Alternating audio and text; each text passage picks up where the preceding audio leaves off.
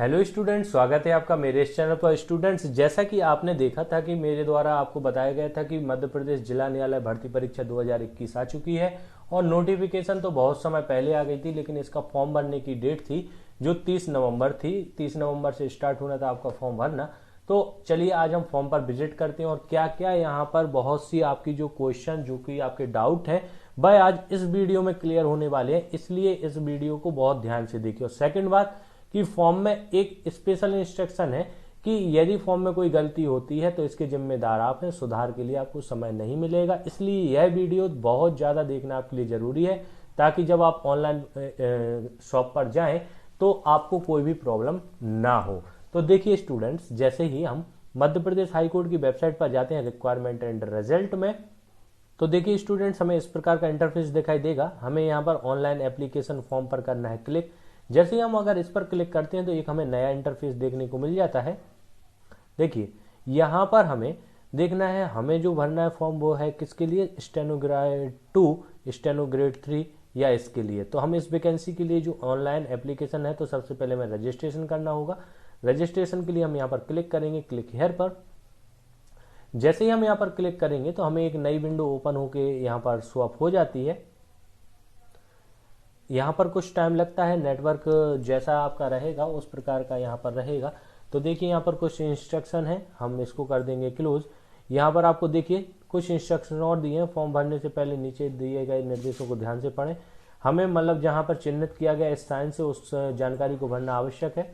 Registered email और mobile number आपको आवश्यक है क्योंकि यूजर आईडी उसी पर आएगी। इसके बाद में उम्मीदवार आवेदन पत्र के विवरण को पूरा करने के लिए यूजर आईडी अर्थात आवेदन संख्या एवं पासवर्ड से लॉगिन कर सकते हैं। ये आपको आवश्यकता आगे पड़ेगी, इसलिए नोट कर लीजिए।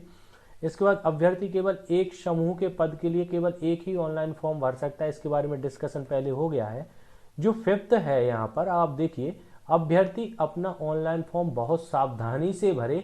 आवेदन पत्र में त्रुटि सुधार का कोई प्रावधान नहीं है। यहाँ पर बहुत ध्यान देना, अगर आपके फॉर्म में कोई भी मिस्टेक होगी तो इसके जिम्मेदार आप स्वयं हैं, कोई भी सुधार का आपको मौका नहीं दिया जाएगा। इसलिए जब भी फॉर्म भरें, चाहे आप स्वयं भरें चाहे आप ऑनलाइन शॉप पर जाके भरवाएं, बड़े ध्यान से चेक करें। जल्दबाजी में इस फॉर्म को आपको भरने की गलती नहीं करना है, वरना आप इस परीक्षा से वंचित हो सकते हैं और परीक्षा से ही नहीं इस जॉब से भी आप बाहर हो सकते हैं। इसलिए फॉर्म को बड़े ध्यान से भरना है।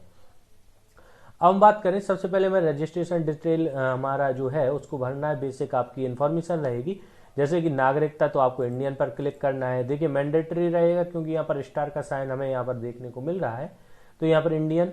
फिर आवेदक समूह, जैसे अगर आप स्टेनो ग्रेड 2 और ग्रेड 3 के लिए आप हैं, मतलब आपके 100 की स्पीड है, तो आप जैसे ही इसको सिलेक्ट करेंगे तो यहाँ पर आपको बहुत से यहाँ पर ऑप्शन देखने को मिल जाएंगे। जैसे आपने स्टेनो को सिलेक्ट किया तो पहले आपसे पूछा जाएगा कौन सा सर्टिफिकेट है, 80 का है आपके पास में, 100 का सर्टिफिकेट है आपके पास में। तो आपको जैसे आपने 100 पर अगर क्लिक कर दिया तो यहाँ पर 3 समूह ओपन होंगे। पहला होगा आप किसको प्रेफरेंस देना चाहते हैं, मतलब आपके जो नंबर आएंगे उसके आधार पर पहले ग्रेड 3 में आपको जॉब चाहिए या ग्रेड 2 में या कोर्ट मैनेजर में। जैसे मैंने यहाँ पर सिलेक्ट किया कि भाई हमें ग्रेड 2 में चाहिए है।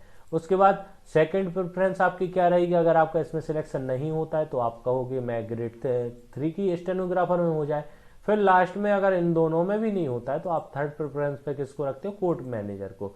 आप चाहो तो पहले कोर्ट मैनेजर को भी रख सकते हो, लेकिन क्या है कि इसका ग्रेड पे जो होता है ग्रेड 1 का वह ज्यादा होता है। इसलिए अगर आप 80 को यहाँ पर टिक करोगे तो सिर्फ आपके लिए 2 ही पोस्ट खुलेंगी, ग्रेड 3 और कोर्ट मैनेजर स्टाफ। प्रेफरेंस आपको यहाँ पर एंटर करनी होगी। ये आवश्यक नहीं है, आप यहाँ पर फर्स्ट कोर्ट मैनेजर ले सकते हो, सेकंड आप ग्रेड 3 को भी ले सकते हो। तो यहाँ पर ये तो रहेगा किन के लिए, अगर आप ग्रुप 1 से आप यहाँ पर फॉर्म को फिलअप करते हैं तो।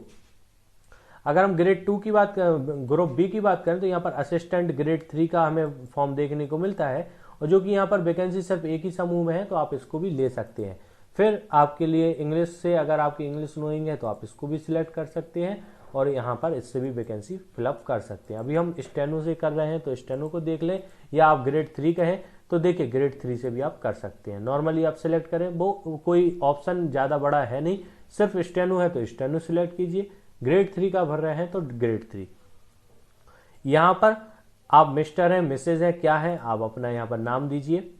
उसके बाद में यहाँ पर आवेदक का यहाँ पर तो सिर्फ सिलेक्ट करना है, अब मिस्टर है मिसेज है क्या है। फिर उसके बाद यहाँ पर अपना नाम, उसके बाद में पिता का नाम, उसके बाद माता का नाम, मेल है फीमेल है इसकी जानकारी। आप मध्य प्रदेश राज्य के में आपका पंजीयन है, उसका पंजीयन का नंबर यहाँ पर भरना आवश्यक है। अगर ये आपका नहीं है तो आप इस वैकेंसी का फॉर्म नहीं भर सकते। फिर इसके बाद क्या आप मध्य प्रदेश राज्य के शासकीय कोई भी कर्मचारी है तो इसके लिए यस या नो कीजिए, अगर नहीं है तो नो और है तो यस।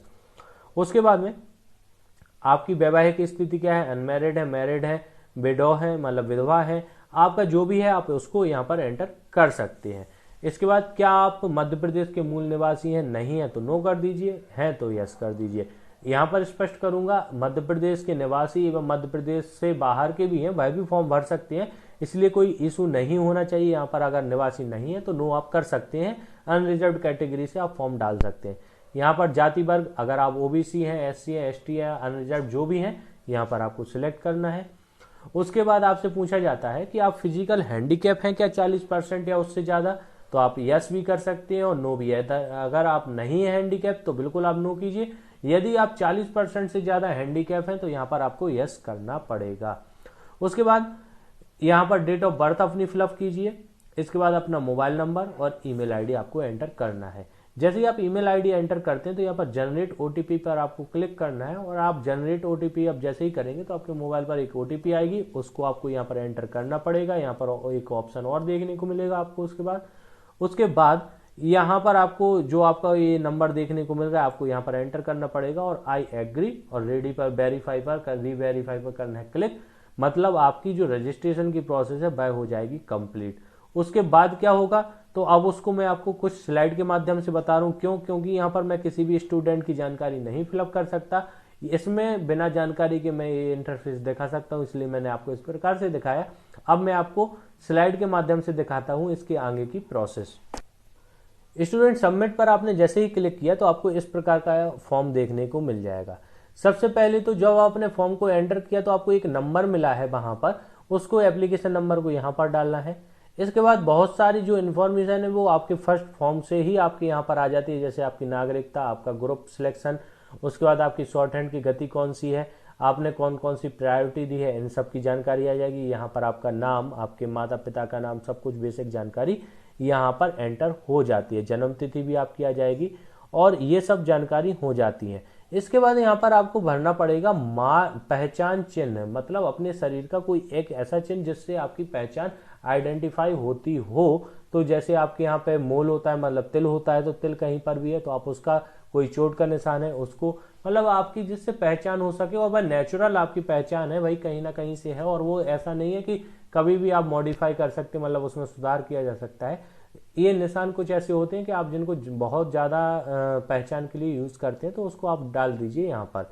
फिर उसके बाद वर्तमान पता, आपका जो भी करंट एड्रेस है उसको यहाँ पर आपको एंटर कर देना है। उसके बाद नेक्स्ट आपका जो आएगा उसमें आपको अपना राज्य सिलेक्ट करना है, उसके बाद अपना जिला, उसका पिन कोड आपको एंटर करना है।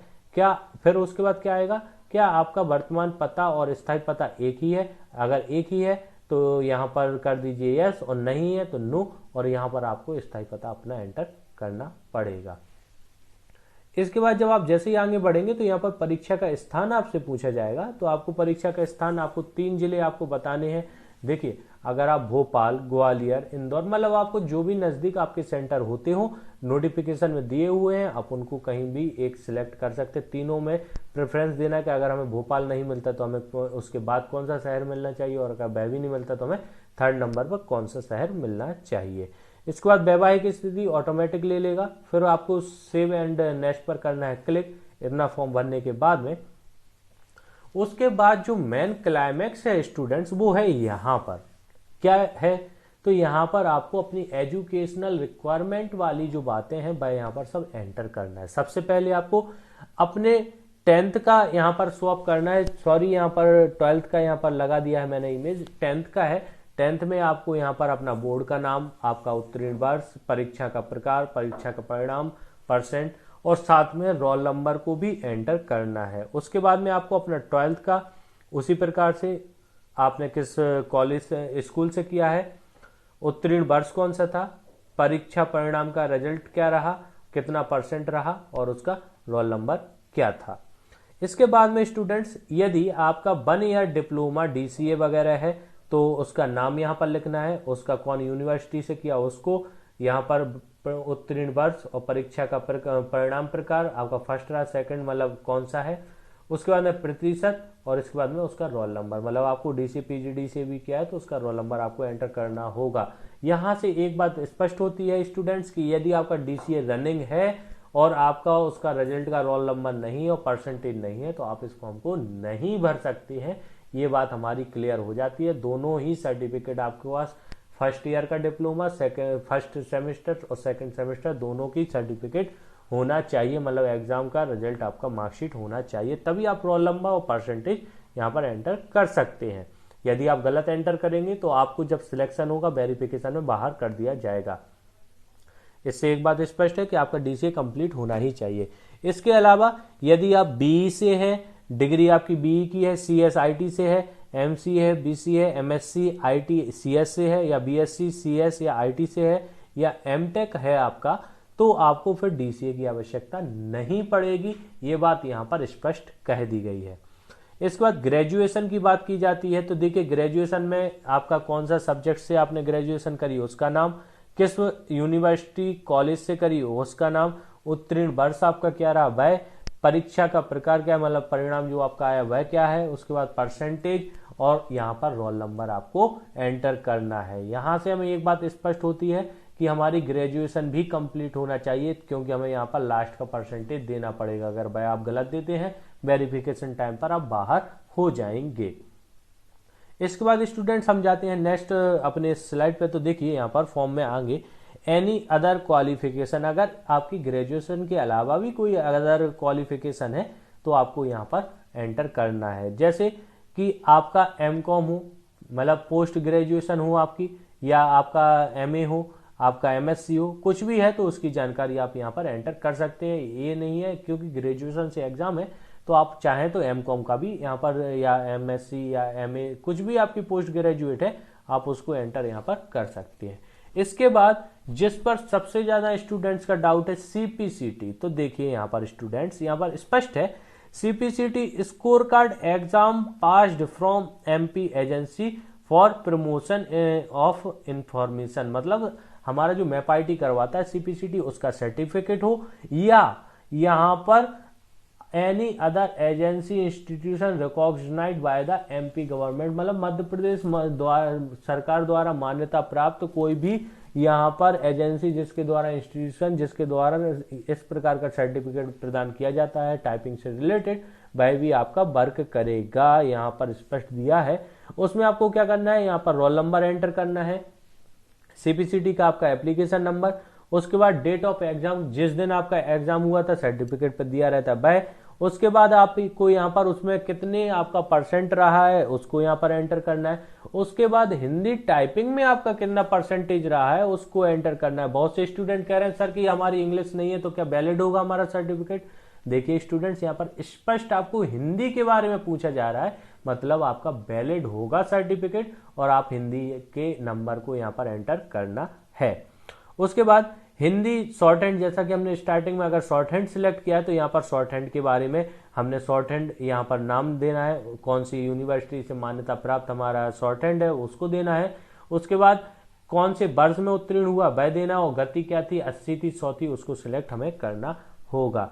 तो ये टोटल हमारे यहाँ पर इतने स्लाइड में हमने आपको समझाया। इसके बाद आप जैसे ही सेव करेंगे, इसके बाद स्टूडेंट जैसे ही आप सेव कर देंगे तो आपका फॉर्म भर जाएगा और आपको सिर्फ पेमेंट का मोड रह जाएगा जो आप पेमेंट कर सकते हैं। स्टूडेंट्स उम्मीद है कि आपको मैं पूरी तरह से समझा सका हूं कि किस प्रकार से फॉर्म आया है और क्या क्या जानकारियां यहाँ पर बेसिक आवश्यक है। यहाँ पर मैं एक बात और बताना चाहूंगा, यहाँ पर 3 आपकी फोटो आपको चाहिए पड़ेंगी जब आप ऑनलाइन फॉर्म भरने जाएंगे, और वह भी आपकी व्हाइट बैकग्राउंड में आपकी फोटो होना चाहिए। अब आपकी ब्लैक एंड व्हाइट और कलर्ड आप दोनों प्रकार की फोटो लेके जाएं ताकि आपको जरूरत पड़े जैसी वैसी, और फोटो जो इस एग्जाम में लगाएं कम से कम उसकी 10-10 कॉपी आपके पास आप बचा के रखें ताकि वेरिफिकेशन के टाइम यदि चाहिए पड़े तो आपके पास फोटोज हों, लेकिन फॉर्म के टाइम आपको सिर्फ 3 फोटो चाहिए हैं। इसके बाद में ब्लैक वॉल पेन की आवश्यकता पड़ेगी आपको यहाँ पर कुछ मार्किंग करने के लिए, तो आप उसको भी यूज कीजिए, वह भी आपको आवश्यक है। उम्मीद है कि आपको इस वीडियो के द्वारा पता चला होगा कि हमें किस प्रकार से इस फॉर्म को फिलअप करना है और क्या क्या यहाँ पर सावधानियां रखनी है। स्टूडेंट्स, आपके लिए डीसीए और सीपीसीटी की भी कॉन्सेप्ट अब क्लियर हो गए होंगे, ग्रेजुएशन का भी। जिनका रनिंग है वो फॉर्म नहीं भर सकते, जिनका कंप्लीट है मार्कशीट हाथ में वही इस फॉर्म को भर सकते हैं। स्टूडेंट्स, यदि वीडियो पसंद आई तो इसको लाइक कीजिए, अधिक से अधिक शेयर कीजिए चैनल को। और इसी के साथ मैं बताना चाहूंगा कि स्टूडेंट्स, यदि आप तैयारी कर रहे हैं और आपको समझ नहीं आ रहा है कि तैयारी कैसे करना चाहिए, तो आप हमारा सब्सक्रिप्शन ग्रुप में ज्वाइन हो जाइए या हमारे टेलीग्राम ग्रुप से। लिंक दोनों की यहाँ पर दी हुई है, नंबर पर आप कॉल कीजिए सब्सक्रिप्शन के लिए। टेलीग्राम ग्रुप से ज्वाइन होने के लिए लिंक डिस्क्रिप्शन में, उस पर क्लिक करके आप ज्वाइन हो जाए टेलीग्राम ग्रुप से, आपको सारी जानकारियां मिलेंगी। स्टूडेंट्स, यदि आप चाहते हैं कि आपको अच्छा मार्गदर्शन मिले, अच्छा आपको इंस्ट्रक्शन मिलते रहे, तो उसके लिए आप हमारा सब्सक्रिप्शन ग्रुप ज्वाइन कीजिए, क्योंकि वहां पर बहुत अच्छी क्लासेस दी जाती हैं। और आपको यदि लगता है कि सर का डेमो लेना है, तो वेब से हमारे यूट्यूब पर बहुत सी वीडियोज डली हैं, आप उनको देखिए, उसके बाद हमसे जुड़िए, ताकि आपको बहुत अच्छे से तैयारी करने में हेल्प मिल सके। स्टूडेंट्स, यदि आपको लगता है कि सर की हेल्प करना चाहिए, तो हमारे वीडियो को अपने स्टेटस में लगाएं और अधिक से अधिक अपने दोस्तों में इसको शेयर करें। हमारी वीडियो को लास्ट तक देखने के लिए आपका हृदय की गहराइयों से धन्यवाद।